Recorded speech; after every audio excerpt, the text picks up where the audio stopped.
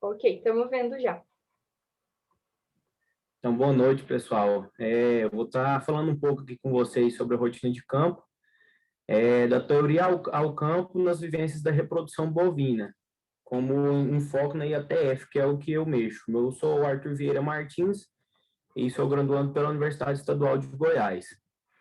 Coloquei aqui uma breve apresentação, onde eu venho estudando, que é na UEG, Universidade Estadual de Goiás, como eu já disse. Ela é localizada em São Luís de Montes Belos, Goiás, no estado de Goiás. E durante a graduação, e como a maioria aqui penso eu que seja pessoas da faculdade, eu deixo para vocês assim que nunca deixe de fazer estágios, esquecer um pouco o período de férias, de feriado, desapegar um pouco de compromissos familiares e partir para as curiosidades e particularidades de estágios. E se algum dia você for em algum local, como já aconteceu comigo e diversos colegas que, sim, foram discriminados, maltratados, jamais desistir ou desanimar, sabe? Porque esse meio nosso, principalmente para mulheres, ainda é um meio muito difícil de lidar, um meio muito, em termos aí, machistas. Então, sempre que você for procurar estagiar em algum lugar, tenta pesquisar um pouco, levar um pouco de domínio de área, para você não chegar lá muito cru. Por quê? Porque se você chegar muito cru nesse lugar, você vai demorar um pouco para aprender o básico, que você já poderia ter aprendido por conta própria. E nunca, pessoal, nunca viver 100% focado em uma única área. Isso é uma particularidade minha, um pensamento meu. Várias pessoas pensam diferente, ensinam diferente, mas eu falo isso por quê? Porque se você chegar a sair da faculdade e não conseguir atuar nesse mercado, você vai estar 100% cru nas outras áreas. Então, busco sempre contatos internos e externos, porque através de professores eu consegui estar no lugar que eu estou hoje, por conta de contatos externos dele. E pelo conhecimento que esse professor tinha fora da faculdade, me ajudou mais ainda no mercado de trabalho. Então, para a gente ter uma rotina de campo, o que, que a gente precisa de ter? A gente precisa de ter clientes, a gente precisa de captar esses clientes. Então, como que você vai começar a captar clientes? Você tem que conseguir superar medos. O que pode ser esses medos? É medo de sair de casa e mostrar com o que você trabalha, medo de não ter uma didática boa, uma didática técnica. Então, você precisa de ser mais você, tirar mais força de dentro de si, esquecer o que os outros acham ou não, e ir atrás de buscar os seus ideais, onde você quer conquistar, usar mais termos técnicos, então, tipo assim, relembrar um pouco das suas apresentações em faculdade, dos seus estudos particulares, ser uma pessoa positiva, não utilizar vocábulos com dúvidas, por exemplo, eu acho, pode ser. Então, isso vai ajudar muito na captação de clientes.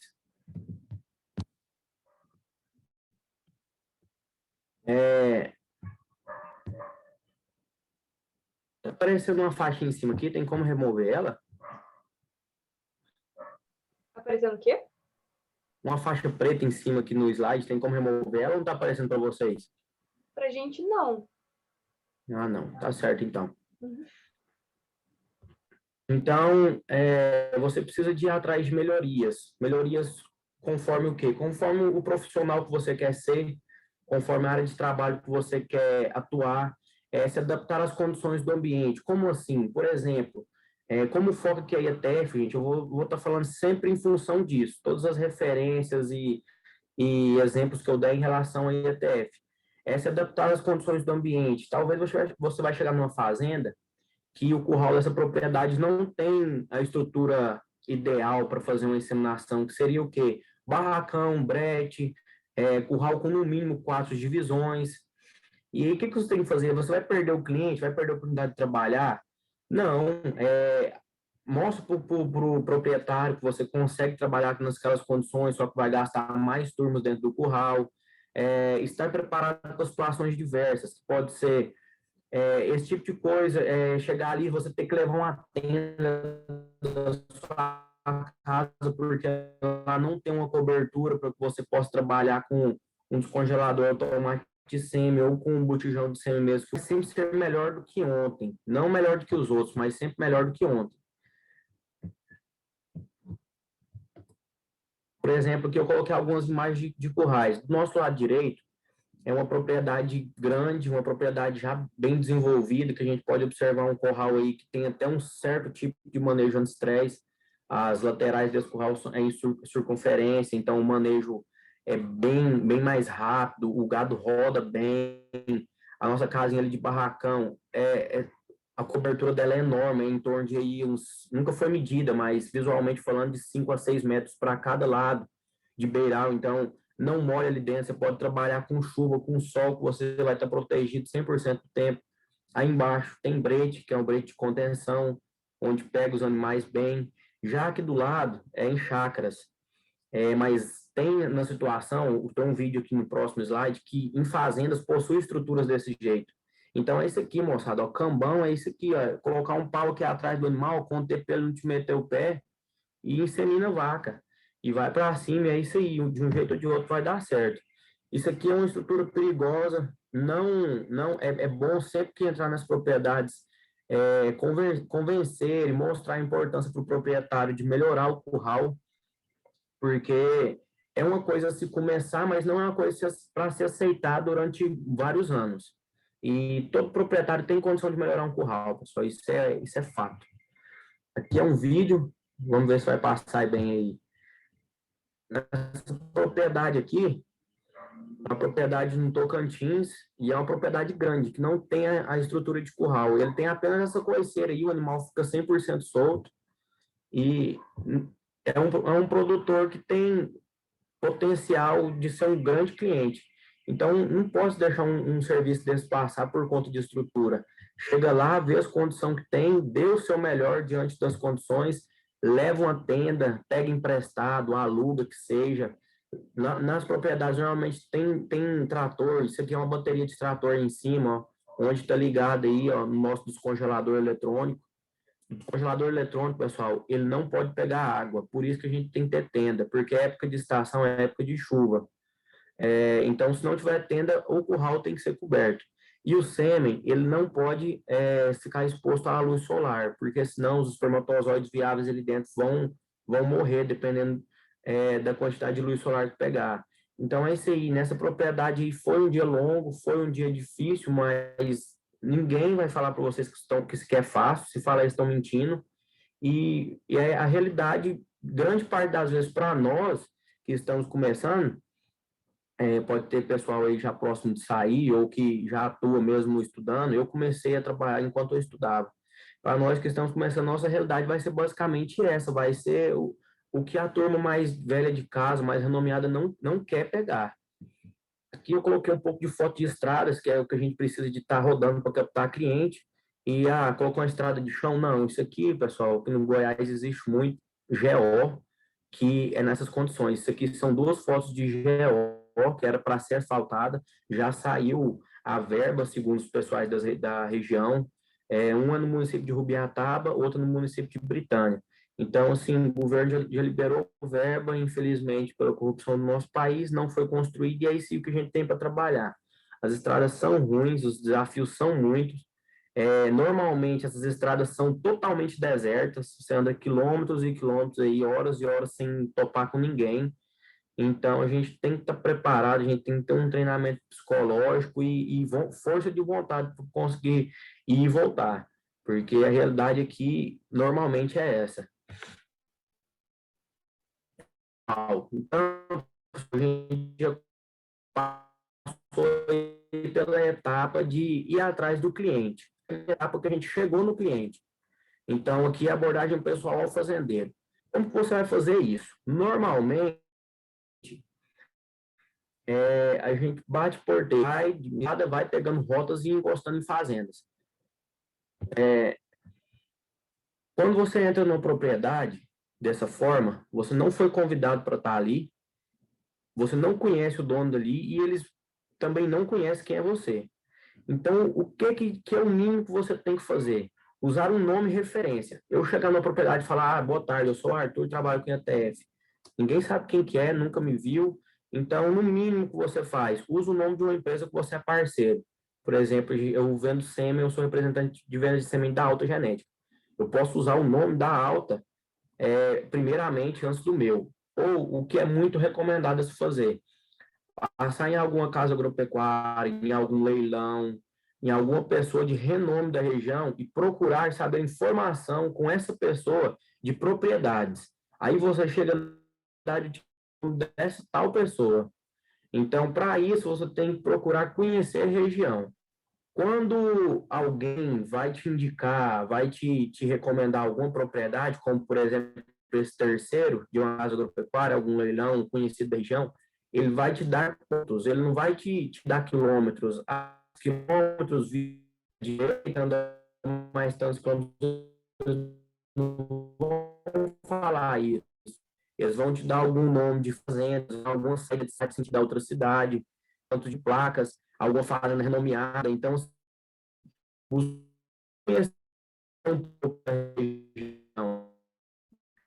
você pode fazer isso. Pega seu celular, abre o Google Maps, abre, te olha, curiosidade ele mesmo. Os nomes mais referentes vão ter marcação no mapa. Ou então, tira um dia, anda ali por perto primeiro, dorme em algum hotel no outro dia, procura saber para você poder ir atrás. Tem que se sacrificar um pouco. E com essa conversa, com esse bate-boca, o que você vai fazer? Identificar o perfil desse cliente. Por exemplo, tem como você tratar um chacareiro, tratar não, desculpa a expressão, você chegar em uma visita a um chacareiro, da mesma forma que você vai chegar a um grande proprietário, a um cara renomeado que domina 100% da região? Não tem, então você tem que atentar a isso. Por exemplo, vestimentas, usar uma camisa de manga longa, evitar estar com roupas manchadas ou remendadas, para atender esse tipo de pessoa. Porque, querendo ou não, gente, esse tipo de gente, eles gostam um pouco de status. Não é 100%, não são todas, não vão ser todas as vezes, mas você não sabe quem é a pessoa que você está indo visitar. Então, esteja sempre preparado. Ser convincente, como assim? Por que introduzir estação de moto na sua propriedade? Você pode explicar para esse proprietário que, junto com a estação de moto, vem um controle zootécnico, vem uma estação controlada, que a estação controlada é com touros. Eu tenho um cliente que tem estação com touros, que a gente vai lá só para fazer o toque, só para fazer classificação de vacas cheias ou vazias. Então, explica para ele a fundo o que é uma IATF, né? Como o professor na palestra passada aí deu uma explicada que a ITF vai ser, você vai tentar sincronizar o máximo possível de cio desses animais. Então, prova para ele que o preço de comprar um bom animal, um bom touro, que emprenha essas vacas, é um preço cabível para fazer IATF. Então, é esse bate-boca convincente que você precisa de ter com o proprietário. Primeiro momento na propriedade, aqui já passando da abordagem ao proprietário, já conseguindo estar ali dentro. Como que você vai conseguir esse primeiro momento? No desenrolar da conversa. Se você vê que a pessoa está curiosa, que ela está querendo puxar a sua língua, está interessado no seu assunto, você vai passar para esse primeiro momento dentro da propriedade. Se você vê que a pessoa não está te dando assunto, que ela está meio desinteressada, meio desviando, tentando fazer outras coisas, agradece, pega suas coisas e vai embora. Não insiste, não. Não fica chato ali dentro, não. Então, passando para o primeiro momento lá dentro, quando você vê essa aceitação, você começa a incluir o funcionário nas decisões. Toda propriedade, grande ou pequena, ela vai ter um funcionário principal. E as que não tem um principal vai ser só um. Esse cara, ele é um cara que, se ele estiver ali há muito tempo, ele é de confiança do proprietário.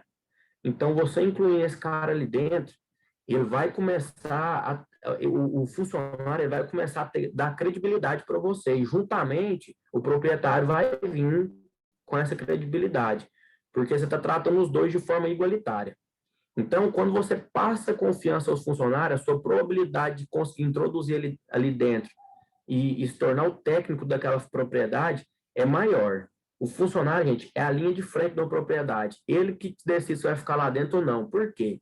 Você é um técnico cabeceira aí, renomeado, mas não leva resultado para a propriedade. Uai, como assim? Se é bom, se tem nome, é porque ele produz resultado, sim.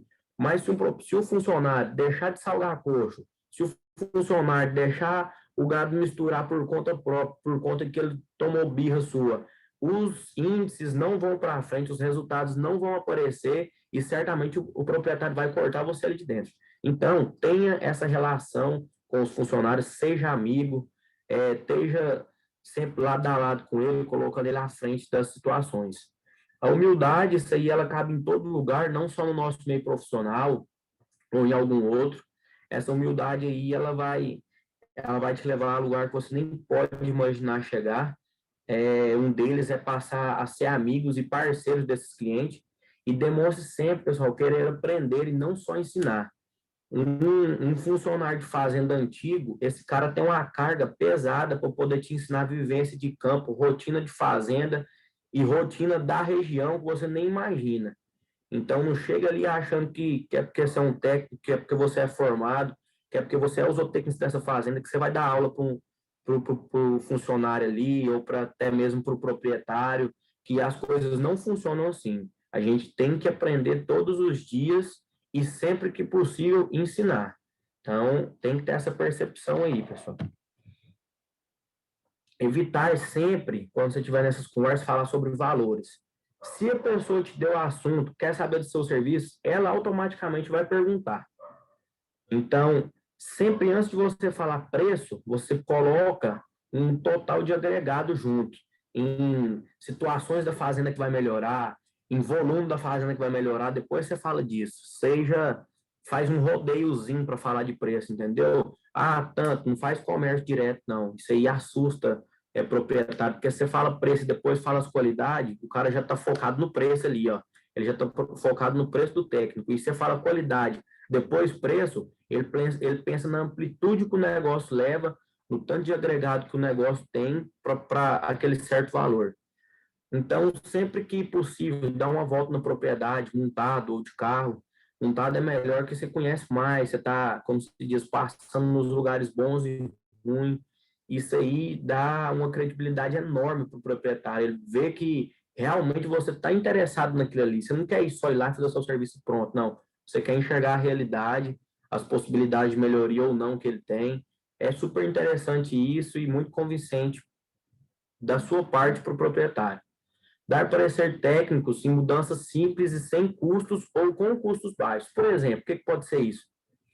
Normalmente, quando vai começar uma estação de monta ou introdução de IATF em uma propriedade, essas propriedades elas não têm manejo de pasto, já é uma situação, um parecer técnico sem custo. Normalmente, essas propriedades não têm apartação, já é um parecer técnico sem custo. Normalmente, essas propriedades não têm coxos e bebedores que seja necessário para os animais, para todos os animais. Isso aí já é um parecer técnico de custo baixo. Então, busque essas informações simples, essas informações que estão lá no campo, para poder passar para eles.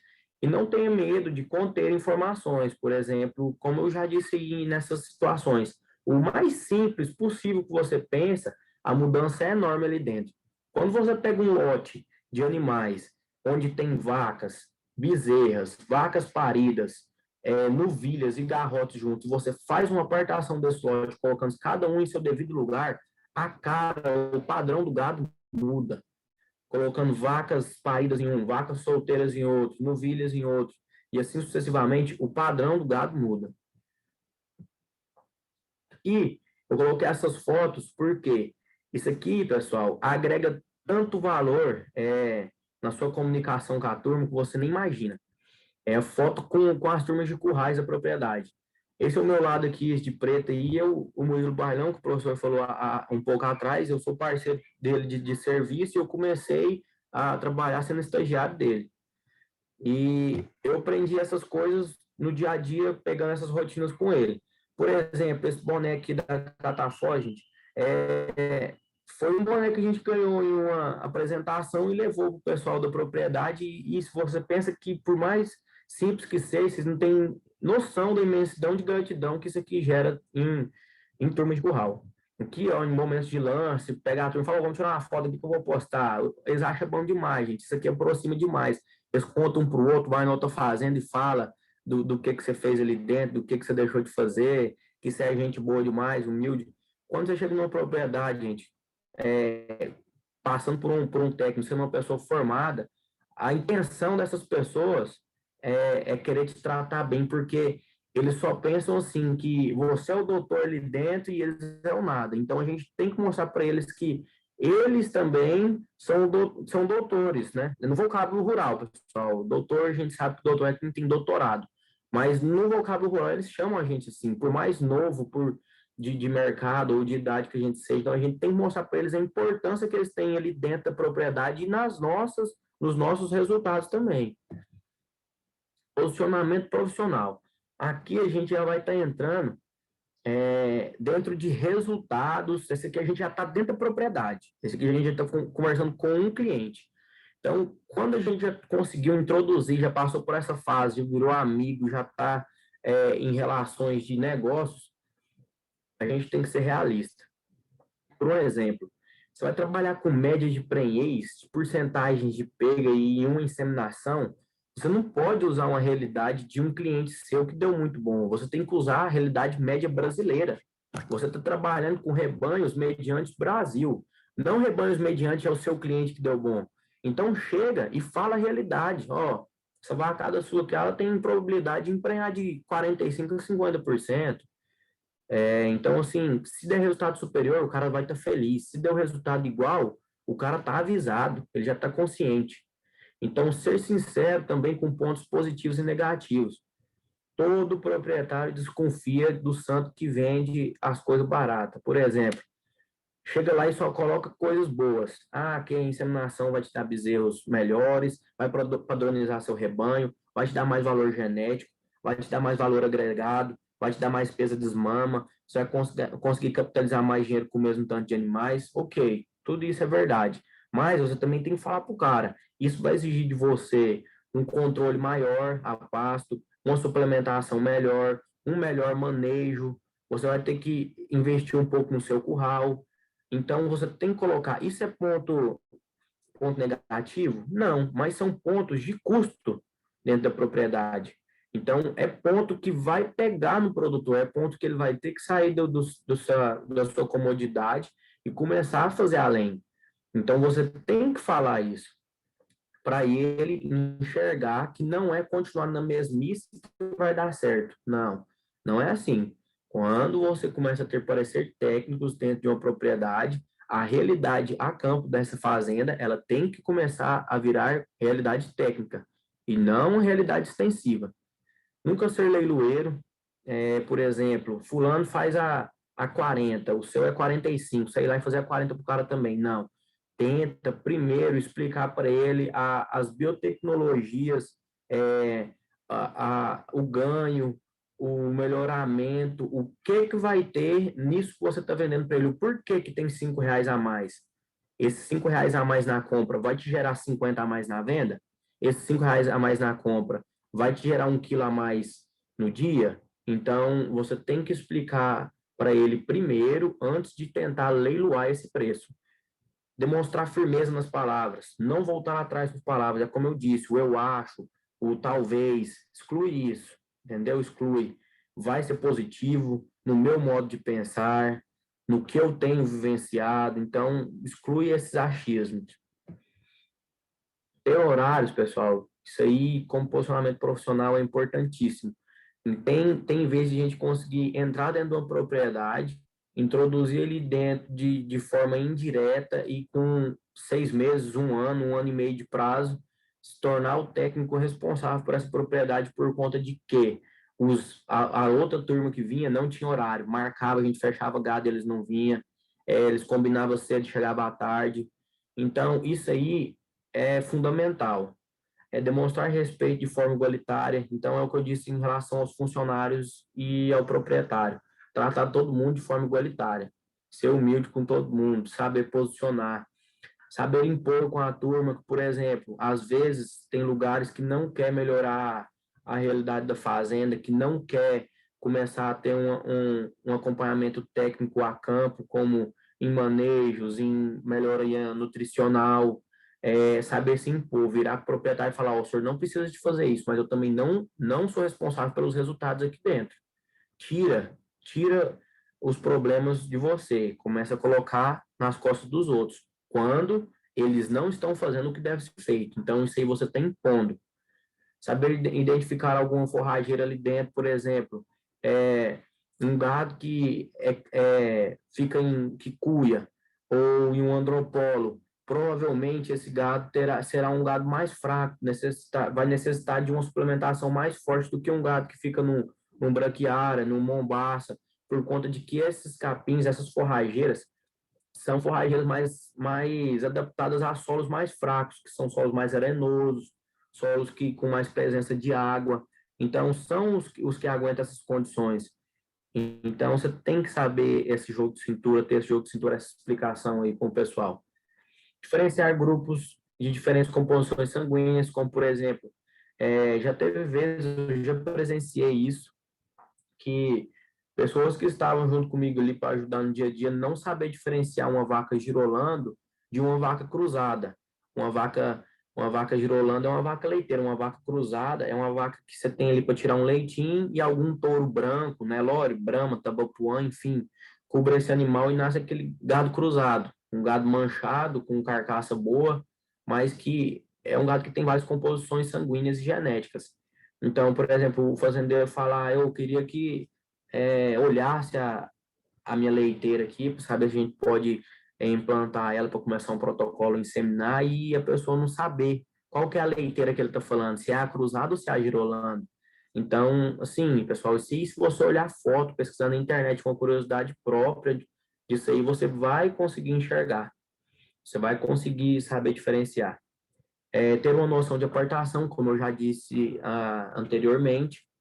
Essa noção é muito importante porque, gente, normalmente, vacas não deixam novilhas chegarem ao coxo, tanto para água, tanto para proteinado ou sal mineral, elas têm um domínio sobre esses animais mais novos.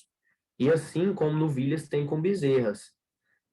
Então, a apartação é fundamental e de extrema importância. Não, isso é indiscutível. Domínio da área. Aqui a gente já vai estar entrando um pouco sobre quando a gente estiver ali na parte de protocolo, na parte da inseminação em si. Por quê? O domínio da área vem com a necessidade de quê? Na diversificação de produtos. Essa diversificação pode acontecer, por exemplo, vou dar exemplos de alguns protocolos aqui, mas sem fazer propaganda de ninguém, é o que vem na mente. Você está usando algum medicamento genérico, que é uma marca de protocolo. Mas na propriedade, o produtor levou, ele comprou e levou e faltou um medicamento. No dia do implante aí faltou um benzoato de estradiol. Aí você vai pegar lá no vizinho. Você vai lá no vizinho com o produtor pegar esse medicamento que faltou.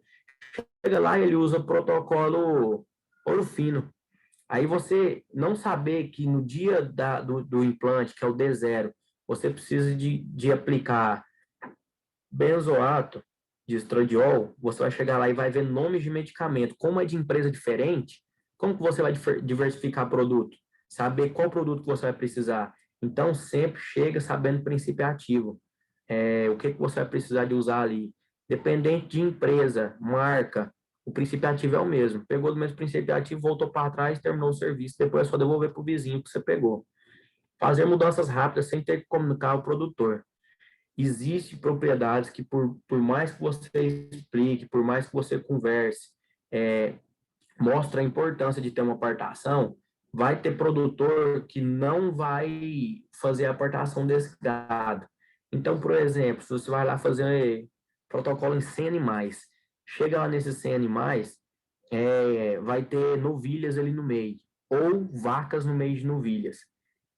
O protocolo de novilhas para vacas, alguns medicamentos como prostaglandina, como o ECG, esses medicamentos são alterados. Em vacas, a prostaglandina a gente utiliza um pouco a menos, em novilhas um pouco a mais.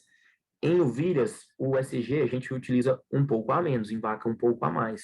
Então, tá vendo? Foi ao contrário. E nisso pode acontecer de que dar falta de medicamento. Então, saber o que fazer Se você for usar o mesmo tanto em todo mundo, pode ser que dessa falta de medicamento. Como está misturado, saber o que fazer em cada animal. Então, isso aí é uma mudança rápida sem ter que comunicar ao produtor. Se falar para ele, falar, não, nós vamos fazer meio ml a menos nas novilhas, meio ml a mais nas vacas, o cara vai ficar perdido. Ele não tem conhecimento técnico da área. Ter didática de curral não vai ser sempre que você vai ter que ficar com assuntos e temas técnicos e profissionais.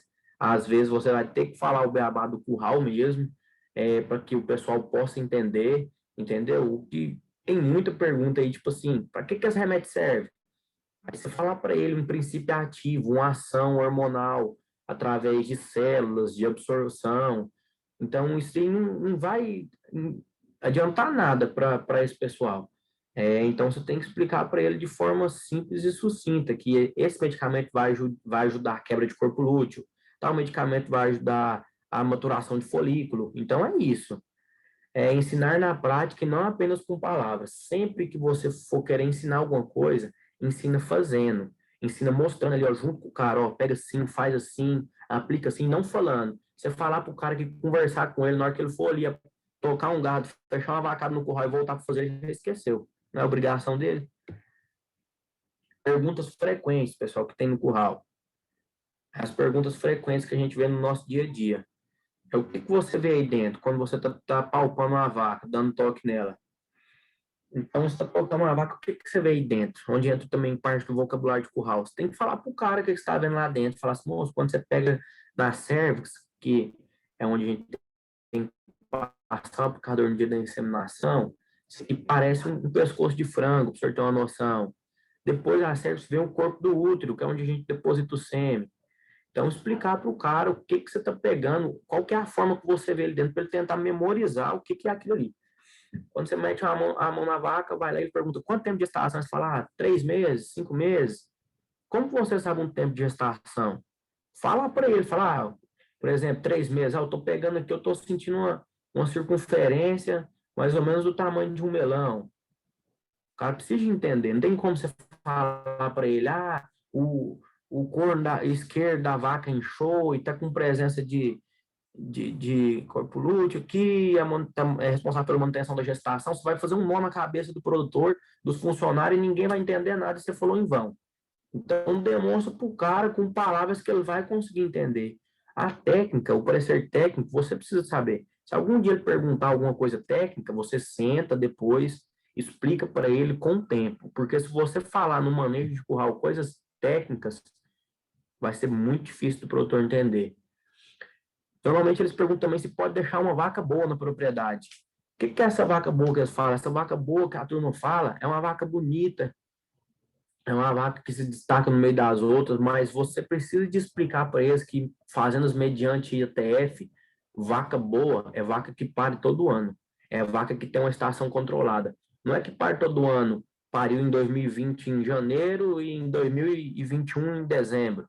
Não é assim não, gente. Vaca ela tem que ter estação, ela tem que ter um intervalo aí de 3 meses para ela poder parir em uma propriedade já bem controlada para ela se encaixar dentro de uma estação. Se não, ela é vaca descarte. O que fazer com as vacas vazias? Gente, vaca vazia dentro de uma propriedade de um ano para o outro, ela gera uma despesa de mais ou menos R$ 700. Como assim? Uma vaca, ela come pasto. Então, um aluguel de pasto hoje em dia para uma vaca parida já está gerando em torno de 50, 60 reais. Uma vaca, ela vai comer em média aí das suas 300 gramas de proteína a dia. Sal mineral, 100, 150. Então, você tem que fazer toda essa conta durante 12 meses. Toda essa conta, essa vaca vai estar gerando durante 12 meses. Aí vem mais diária de funcionário. Então, vaca vazia, gente, é marreta, é frigorífico, né? Virar carne para alimentar a população. Vaca dentro de propriedade é a vaca que pare. Vaca que pare dentro da estação. Vaca é forma, o que manda é boi. Direto, a turma pergunta isso. Será mesmo, gente, que vaca é forma? Será mesmo que todas as vacas são iguais? A gente pegar uma vaca aí que produz média dia, que a gente está falando de animal de parição, viu, pessoal? Rebanhos comerciais, não rebanhos leiteiros. A gente pegar uma vaca aí que produz em média dia 4 litros de leite. Ela vai desmamar um bezerro pesado igual que produz 7 litros dia? A gente pegar uma vaca aí que tem só 3 tetos, deu algum problema e ela perdeu. Ela vai produzir, ela vai conseguir criar o bezerro da mesma forma que uma que tem 4? Às vezes até vai, porque por conta de uma que tem 4 produzir só 4 litros de leite, e a que tem 3 produzir 7. Mas coloca na mesma comparação, as duas produzindo 4 litros de leite dia, uma com 3 tetos, outra com 4, qual vai ser melhor alimentado? Entendeu? Sêmen barato dá bezerro bom? Depende. Bezerro, o que é bezerro bom, na sua opinião? Bezerro bom em relação a um touro de repasse, que normalmente essas propriedades têm touro de repasse e é boi de boiada, é boi de engordar. Eles tratam o animal bem, deixam no meio da vacada, o animal fica gordo, eles falam que o boi é bonito, que o boi é bom, e deixa cobrir a vacada. Esse semi-barato vai ser bem superior do que desse touro. Você pode ter certeza. Agora, um semi-barato dá bezerro bom comparado a um semi-caro. O que é um semi-caro? Não, perdão, um semi bem pago. Por que um semi bem pago? Existem semis, pessoal, de 12, 15, 17 reais. E existem semis também de 35, 40, semis comerciais. A gente está usando isso aí em vacada comercial. Não estou falando nada de criar animais PO, semi-sexado, nada disso. Esses touros que têm sêmen de 15, 17 reais, são touros que não têm boas vendas, são touros que não têm bons resultados de prenhez, são touros que não têm um número alto de progênies já no mundo. E quando a gente já volta para um touro já aí de uns 35, 30 reais, esses animais já são touros normalmente Concept Plus. Touros Concept Plus, eles precisam de ter boas vendas, eles precisam de ter alta porcentagem de prenhez a rebanhos comerciais, eles precisam de ter boa progênie a desmame e ao nascer. Então, é touro que eles são líderes de vendas nas baterias. Então, é touro totalmente diferente. Semi-barato dá bezerro bom, comparado a um tourinho comercial, sim. Agora, comparado a um sêmen bem pago, jamais. Sem sombra de dúvidas, o sêmen é a coisa que deve mais se atentar para a produção de bezerros. Aqui, pessoal, eu coloquei aqui uma imagem do aparelho reprodutor feminino, aqui aberta a cervix, para quem ainda não conhece. Isso aqui é uma cervix aberta, esse aqui é onde a gente passa o nosso aplicador, que é o começo do aparelho reprodutivo. Passa o aplicador aqui durante a cervix, na hora que ela sai lá para o outro lado, ela vai chegar no corpo uterino. Esse corpo uterino é depositado o sêmen. Por que no corpo? Porque o corpo uterino, ele dá saída para os 2 cornos uterinos. Depois do corpo uterino vem os 2 cornos. E quando o animal ovula, ele vai ovular no corno esquerdo ou no corno direito. Então, o sêmen estando ali no corpo uterino, ele tem a probabilidade de se despejar para os 2 cornos uterinos. E é onde vem a maior probabilidade de emprenhar. Na outra imagem aqui do lado esquerdo, tá os 2 cornos uterinos com os 2 ovários à ponta. Quando a gente põe a mão lá dentro, pessoal, a gente tem que passar o dedo nos 2 cornos uterinos, para a gente poder saber se esse animal está cheio ou vazio. Aqui está a imagem de um útero, onde tem a presença de um feto. Esse dilatamento de útero e esse posicionamento dele pelo tamanho, a gente pode aí dar um animal com uma gestação por volta de seus 4 a 5 meses, visivelmente falando. E quando a gente põe a mão dentro de um animal cheio dessa era, a gente começa a passar a mão em volta do útero do animal. A gente vai passando a mão em volta, assim, ó, e vai lá no fundo, olha, para a gente saber o tamanho da circunferência que tá, para a gente, de acordo com a circunferência observada com a mão, visualizada com a mão, a gente vai saber o tempo de gestação desse animal. Aqui está a imagem de uma vaca. Vaca é forma, né? Então, olha bem nos tetos dessa vaca. Olha lá. Muito inchado, grosso, imensamente grosso. E lá no fundo, no canto direito, lá o bezerro deitado preto, ó, um bezerro F1 Angus. Esse bezerro ficou guarda, pessoal, porque os tetos da vaca é muito grosso, muito inchado, o bezerro não consegue mamar. A vaca é brava, a vaca como se diz, tem o temperamento do Nelore. Essa vaca é uma tabapuã, perdão, mas tem o temperamento do gado bai, do gado comercial. O que a gente tem que fazer todo dia, sei lá, na propriedade?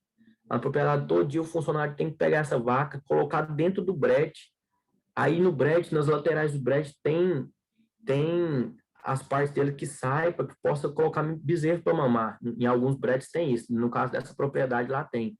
E aí pega esse bezerro, carrega ele quase que com a mão, empurrando ele, porque ele é muito fraco, leva lá e começa a esguichar leite na boca do bezerro, até ele achar onde sai o leite ali para poder mamar. Por conta própria, ele não faz isso porque é muito grosso e ele não conseguiu ainda ter força para puxar esse leite. Então, aí está uma prova concreta de que vaca não é forma, pessoal. Touro na propriedade, é um touro de repasse ou um boi de boiada? Então, como que a gente vai saber disso? A gente tem que identificar o animal.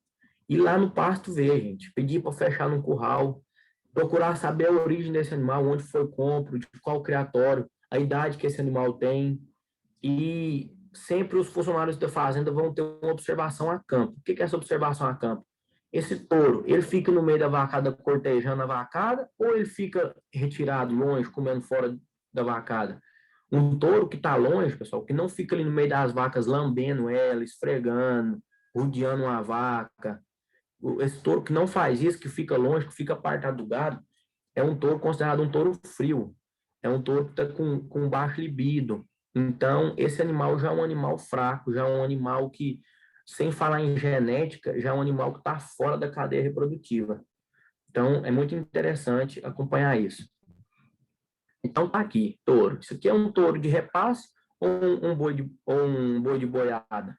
Como que a gente vai saber disso? Através de linhagem, através de criatório. A gente chegar na propriedade e olhar um animal gordo, igual esses aqui estão, não tem como a gente saber. Tá bonito de carcaça, não sei o quê, não sei o quê, mas e aí? E a genética? O que esses touros vão conseguir produzir nas suas progênies? Aqui, como as fotos são minhas, essa foto de baixo é minha, essa de cima eu peguei da internet. Esse animal de baixo aqui, eu sei que ele é um touro de repasse, porque eu sei da linhagem dele, eu sei de que criatório que ele veio. Então, ele é um animal que veio com cargas genéticas. Esse animal de cima é um boi de boiada. Ele está só para ser engordado, chegou no ponto que o produtor quiser, ele vai morrer e vai virar carne. Só que, o que eu trouxe essas duas fotos aqui? Então, os dois touros estão gordos. Mas eu quero trazer um comparativo para vocês poderem pegar um pouquinho de noção em relação a arqueamento de costela. O animal de cima, ele está gordo, ele está com as costelas boas, bem posicionadas, caixa cheia, sim, mas ele não tem uma deposição de carcaça como esse animal de baixo, que é um animal que vem de genética. Ele não tem um bom posicionamento de isco e íleon, que são os ossos traseiros que ficam na região da garupa e da cauda, como esse animal, o animal de baixo é muito superior ao animal de cima. Você pode perceber que ele tem um quarto traseiro bem superior, bem mais desenvolvido, maior, um animal de carcaça robusto. Então, sabendo que esse tipo de animal veio de um criatório, o que é isso? É um touro de repasse. Você tem um touro ali dentro, depois da sua inseminação, você jogar no meio da vacada para ele cobrir o que a inseminação não conseguiu fazer. Agora, deixa eu pegar um animal desse sem genética nenhuma, no caso da opção da foto de cima, do nosso lado esquerdo, sem genética nenhuma, um animal que só tá bonito porque tá comendo bem e jogar no meio da vacada, cara, você tá colocando em risco a sua produção inteira. Você não sabe o tipo de bezerro que vai nascer, você não sabe como que vai ser a terminação desses animais, a desmama deles, esses animais vão estar pesados ou não. Vai ter uma desmama boa? Então, tem que fazer cálculo de tudo antes de acontecer. Manter o cliente. Já que a gente já foi atrás dele, a gente já conseguiu conversar com ele, a gente já conseguiu captar ele, como que a gente vai manter um cliente de um ano para o outro? Então, a gente tem que se atentar a tornar parceiro desse cara. A gente tem que se atentar a ser amigável com ele, sabe? A gente sentar com ele, ter um momento de descontração, acompanhar ele fora do momento da estação. Não é só quando você está indo ele na casa dele e levando resultado para ele ganhando dinheiro que você é parceiro dele, não. Fora da estação, liga pro cara, fala, eu passei em tal lugar hoje, vi um preço de um proteinado bom, de um preço de um proteinado barato, eu vi um protocolo bom que está em preço acessível, semana que vem vai ter uma promoção de sêmen, então é manter esse contato com o cara, não deixar ele para lá não abandona o cara não. Mostrar os pontos positivos que teve nessa estação de monta, ou buscar as melhorias aos pontos negativos que teve nessa também. Isso a gente faz depois da estação, gente. Senta com o cara, mostra para ele, mostra a planilha, manda uma planilha para ele, discute em cima dessa planilha, mostra para esse cara que a falta de apartação dele abaixou o índice de preço da fazenda dele, a falta de apartação dele fez com que as novilhas dele não chegassem para a estação esse ano, porque elas não comeram bem. Então, seja flexível com esse cara, senta com ele, escuta ele, mostra para ele, conversa com ele. Isso é importantíssimo para você continuar cliente de um ano para o outro. Porque se você parar para pensar em uma estação de monta que começa de outubro para novembro, vai determinar mais é o período chuvoso. Então, de outubro para novembro, vai acabar ali de fevereiro para março, até que você volta no ano que vem, em outubro, novembro de novo. Meu amigo, é tempo demais. É muitos dias, muitos meses para esse cara ter um envolvimento com outra pessoa. Então, não esquece dele, não. Não deixa esfriar a relação de vocês, não. Sempre que possível, estiver passando ali na estrada, vai lá e visita esse cara, senta com ele, bebe um café. E a reflexão que eu deixo aqui com, com a frase que a gente escuta muito no decorrer da vida. Trabalhe por amor e não pelo dinheiro. Até quando essa frase é verdadeira e realista para a situação de um profissional recém-formado? É quanto, pessoal, a gente pode levar isso em consideração? Então, eu acho que, assim, sempre o amor tem que vir primeiro que o dinheiro. A gente nunca pode ser escravo do dinheiro, mas a gente também tem que lembrar que a gente nunca vai conseguir uma estabilidade de vida ou uma vida supostamente mais tranquila sem a presença do dinheiro. Então, vamos estar atentos sempre aí às reflexões diariamente que vem passando pela nossa cabeça e ver se elas se encaixam 100% na nossa realidade ou não. E no mais, obrigado, gente. Então, contato aí para estágios, para algum tipo de dúvidas, mas nós estamos aí.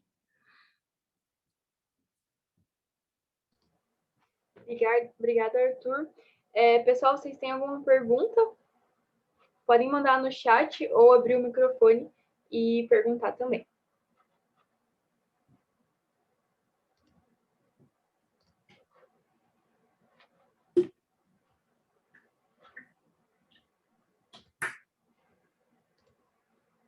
Não sei se alguém abriu. Arthur, eu tenho uma pergunta. Opa! Deixa eu perguntar, então, assim, quais são os principais sinais que você identifica que o produtor fez errado na apartação da vacada dele? Às vezes descartou uma vaca boa, ficou com uma ruim, assim, às vezes só por não ver bem ver só o externo da vaca, não ver produção. Quais são as principais características, assim, que você leva para identificar o erro do fazendeiro, bem dizer? Isso aí é uma coisa evidente. O frigorífico vai contar para ele. Vacas que vão para frigorífico, ou até mesmo que você vende para terceiros, que vão embora cheias de gestação grande, é duas coisas que acontecem. O frigorífico desconta 45 quilos do peso de carcaça desse animal, ou o cara que você vendeu essa vacada vai ter um lucro imenso, que você vendeu ele como uma vaca vazia, e daí 2 meses a vaca vai parir. Então, isso aí é um ponto negativo demais dentro de propriedade. Vaca para ser vendida, se você faz acompanhamento técnico ou não, chama alguém para dar toque nessa vacada. É o mínimo que você tem que fazer, para que você não perca prenhez, não venda gado barato e não tenha desconto de carcaça no frigorífico. Então, o ponto principal que acontece bastante é isso. O pessoal que não tem controle nenhum vai pelo olho. Essa tá cheia, essa tá vazia, essa tá cheia, essa tá vazia. Só porque grande parte das vezes desses videntes aí dá errado. A cada 10 eles acertam 3. Até mesmo em dia de toque, o pessoal vai falando, essa tá cheia, essa tá vazia. Vaca que tá quase parindo, a gente consegue identificar a prenhez dela. Mas agora, vaca que tá durante o período gestacional dela ali, de seus 7 meses para trás, não é fácil identificar sem passar a mão, não.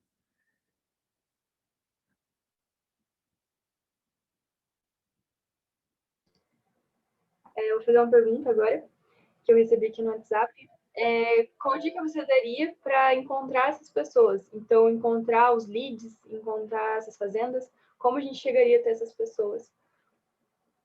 Encontrar o que antes das fazendas que você falou? Seria como encontrar esses clientes mesmo, Certo. e aqueles Então, não tão pessoal, distantes. é meio bizarro assim mesmo. Você tem que entrar dentro do carro e sair. Por exemplo, Eu vou numa região que tem muita fazenda, acho uma estrada de chão, meu amigo, entra e vai batendo de porteira em porteira. Você chegou dentro de uma propriedade, é, viu que você passa assim perto dela e você consegue avistar o curral, viu que não tem uma estrutura parecível com a propriedade de porte médio ou grande, não para ali não. A probabilidade desse pessoal querer fazer algum manejo é muito pequena. Então toca e vai batendo porteira. É assim mesmo, é entrar dentro do carro, encher o tanque de combustível e gastar o tanque do combustível o dia inteiro batendo porteira, oferecendo seu serviço e mostrando o que você faz ou não. Eu vou falar a verdade para você, já teve vezes eu sair de casa, rodar 3 dias e passar por mais de 60 fazendas e não ter aceitação de nenhuma. Mas se eu parar por conta disso, amanhã eu não vou arrumar um cliente, entendeu? E já teve vezes também de sair, bater na primeira propriedade e o cara se interessar no assunto e fazer um serviço. Então, cada dia é um dia. Você nunca pode parar. É muito legal. A gente da empresa Júnior, a gente tem essa dificuldade, né? Porque a gente está no meio urbano, então para achar essas pessoas é muito difícil e fica muito longe também, né? Então, vamos tentar fazer isso. No meio urbano, bem, né? o que eu recomendo para vocês é o seguinte, virar parceiro de casa agropecuária. Aqui em Goiânia, existe uma avenida chamada Castelo Branco, ela é considerada uma das maiores avenidas do Brasil em relação à casa agropecuária. Então, assim, a gente vai para lá, senta lá algum dia, toma um café nessas lojas agropecuárias, conversa, fala de que fez ou deixou de fazer, para quê? Para tentar aproximar do pessoal ali. Nas casas agropecuárias é onde os fazendeiros, chacareiros, os proprietários vão.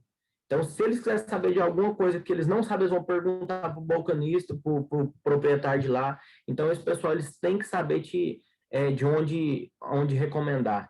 Então, se vocês chegarem nessas casas agropecuárias, e é assim, pessoal, é um dia após o outro, né? Chegar um dia e bater na porta de todo mundo, não. A meta é conseguir um cliente por ano, 2 por ano, e é assim, você tem que pensar a longo prazo. Um cliente por ano, em 10 anos, você tem 10 clientes. Então, você tem que pensar a longo prazo, é chegar, sentar com esse pessoal, mostrar o que vocês fazem, o que é a vantagem, o que vai ser cobrado ou deixar de cobrar para a casa agropecuária. Esse pessoal vai recomendar muito vocês e eles têm uma rotatividade de cliente muito grande. Legal. Vamos seguir a dica. Mais alguma pergunta, pessoal? Boa noite, Arthur. Boa noite, Pão.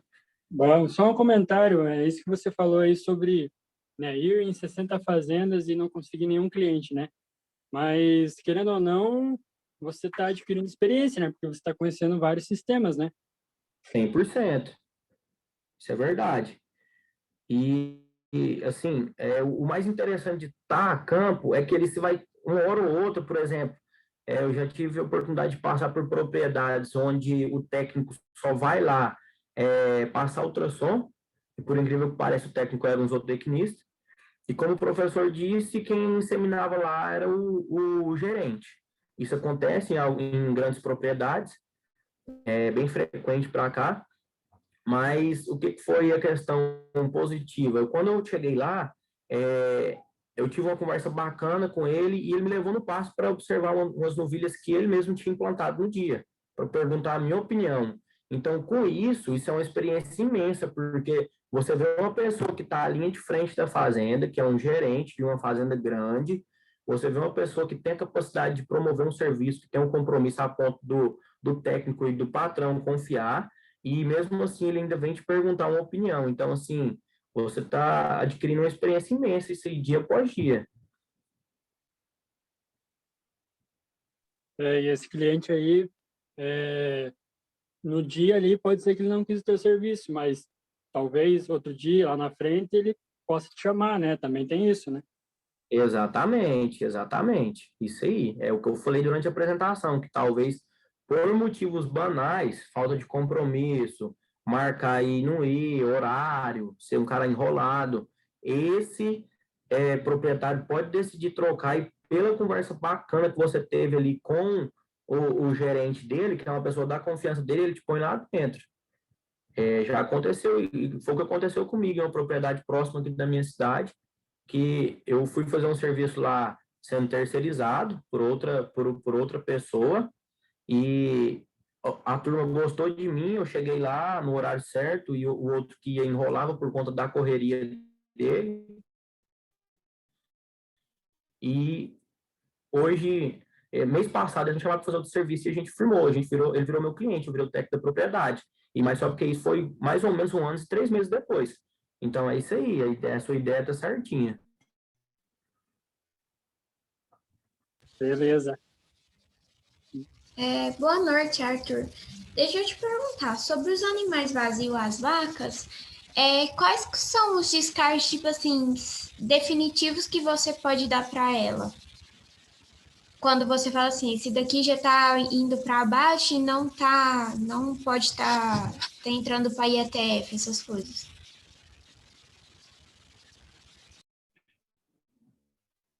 Aí o negócio é o seguinte, se a propriedade tem touro de repasse, a discussão com o proprietário e o funcionário da fazenda é a seguinte: vão ser 2 IETFs mais repasse de touro ou vai ser um IETF mais repasse de touro? A gente sempre tem que levar em consideração que fora de IETF, você induz o cio do animal, esse animal ele vai ter um novo cio a cada 21 dias de médias. De 17 a 24 dias, esse animal vai ter o novo cio. Então, você vai fazer o seguinte: uma propriedade que insemina, vamos colocar no caso que insemina só uma vez. Você vai fazer uma estação, você vai inseminar esse gado.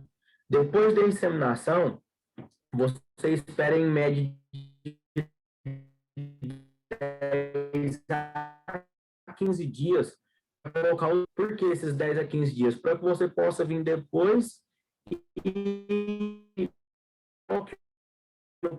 para separar vacas cheias, elas vão ficar com touro.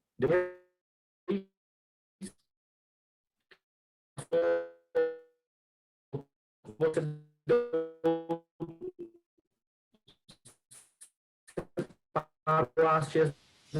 as cheias do pasto parte e as vagens vão continuar de uns 6 com esses animais. Então, isso vai gerar em torno de 63 dias. Oi? Está em torno de 63 dias. Ah! Deu para entender, Rafaela? Não, deu uma travada desde a parte dos 10 a 15 dias. Se você quiser retomar daquela parte, Arthur. Pois é, aí, então, média, a gente coloca o touro. Quando a gente coloca o touro na vacada, a gente anota. Isso é parte do nosso controle zootécnico. Colocamos touro tal dia. Desse tal dia que você colocou, isso nós estamos falando na realidade de uma fazenda que faz só um IETF. Você vai contar em média de 3 a 4 fios. Esses 3 a 4 fios você vai colocar 21 dias vezes 3 ou vezes 4, para você saber quanto você vai retirar o touro. Então, você tem que ter em mente que esses animais vão ter 3 ou 4 cios para poder emprenhar. Um da inseminação, mais 3 cios de repasse, ou um da inseminação e mais 4 cios de repasse. Então, eles vão ter 4 cios fora a inseminação, para poder, nem na inseminação e nem com touro, esses animais estão te provando que eles não têm fertilidade ou padronização de estação de monta. Ela pode ser uma vaca que pare, mas fora de estação. Isso não interessa para a propriedade que tem controle. Então, esse animal é um animal de baixa fertilidade, pode ser um animal que tem algum problema uterino. Então, é um animal para descarte. Não recomendo vender para terceiros, por quê? Porque você vai estar repassando animal de baixa fertilidade, que emprenha pouco e vai estar piorando a estação de outra pessoa. Então, engorda e mata. Certo. Deu para entender bem? Deu. Obrigada. Nada. Mais alguém, gente? Mais alguma pergunta?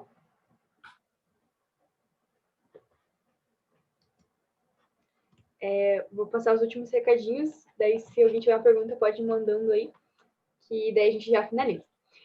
Tá rolando sorteio lá no Instagram da Prozou, então a caneca de zootecnia. Para vocês que estão participando do evento, é só entrar no Instagram, seguir a gente, seguir o Cazu, marcar alguém nos comentários e curtir a foto. Vão lá participar. Tem uma lista de chamada aqui no chat, então não esqueçam de assinar a lista de chamada. Quem não assinar não recebe o certificado. Então, deem uma olhada se vocês assinaram. E essa palestra está sendo gravada, então depois a gente vai disponibilizar para vocês também. Mais alguma pergunta, pessoal? Não? A lista está aqui no chat, tem um link. Ó, eu vou enviar de novo aqui para vocês.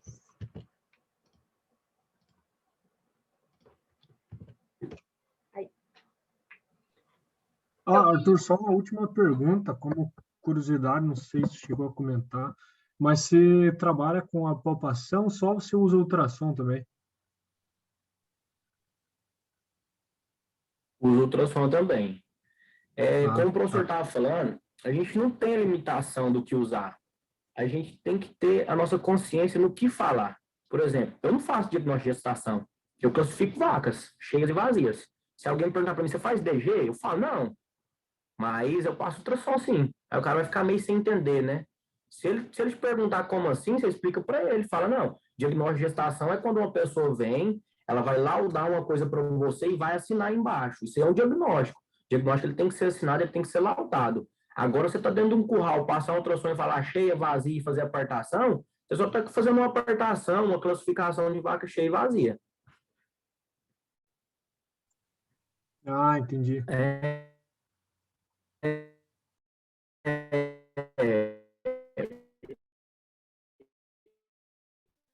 Eu vi comentários aí na osso, vou procurar no Instagram para vocês só um minuto, para me repassar. Eles dão um curso em foco de zootecnista, de toque, palpação retal e ultrassonografia. Perfeita que ela chama. Aliás, eles estão patrocinando o nosso evento. É a empresa do O nosso Luísa, né? evento. Isso, exatamente. Produção? Muita gente boa.